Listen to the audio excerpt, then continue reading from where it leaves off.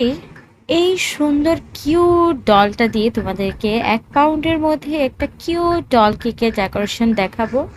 তো ফার্স্টে ভাবছিলাম কেকের সাইডে রেখে কাজটা করি, তারপরে ভাবলাম যে না, সাইডে রাখলে আমার একটু ডিস্টার্ব হবে কাজ করতে। তো আমি একটু সাইডের নিচের মধ্যে রেখে দিলাম এবং শুরু হয়ে গেলাম আমার কেক ডেকোরেশনের জন্য।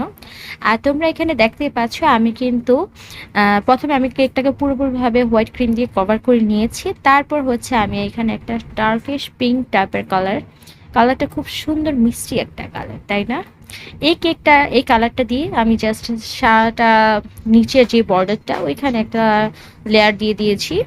এখন হচ্ছে যে এডিবল লিফ আছে সিলভার কালারের, আমি ওইটা ইউজ করছি। এই জিনিসটা দেওয়ার পর না, কেকের লুকটাই একদম একটু কেমন যেন আর কি, খুবই এলিগ্যান্ট লাগে, আমার কাছে খুবই ভালো লাগে। তো আমি এরকম করে পুরোটা রাউন্ড জুড়ে এই সিলভার লিফটা দিয়ে দিয়ে দিলাম। এখন হচ্ছে কেকের ডেকোরেশনের পালা শুরু করি। আর এখন আমি ডলটাকে উপরে বসিয়ে নিব। তোমরা দেখতে পাচ্ছ ডলটা এত কিউট, আমার কাছে খুব ভালো লাগে। আর এই ডলগুলো আমি বাহির থেকে আনাই, যার কারণে সচরাচর কেকের যে ডলগুলো ওগুলোর সাথে ম্যাচ হয় না। আর এগুলা অনেকটাই সুন্দর একটা কিউট ডল, ফেসগুলো অনেক সুন্দর লাগে।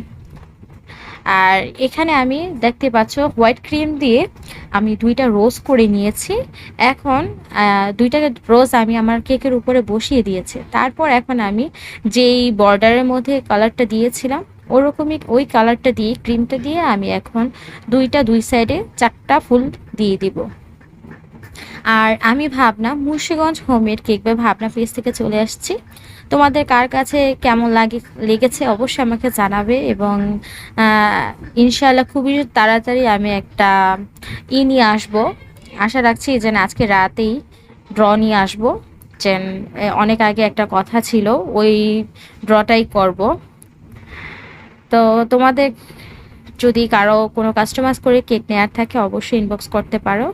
আর আমার পেজ মুন্সিগঞ্জ হোমমেড কেক বা ভাবনা। আর এখানে বেশ কিছু সুগার বলস দিয়ে দিলাম। তোমাদের কার কাছে কেমন লেগেছে অবশ্যই আমাকে জানাবে। আর আমার ড্রেসের কালার সাথে খুবই ম্যাচ খেয়েছিল, আমার কাছে পার্সোনালি খুবই ভালো এবং চমৎকার লেগেছে এই কেকটি। তো আজকে এই পর্যন্তই, সবাই ভালো থাকবে, সুন্দর থাকবে।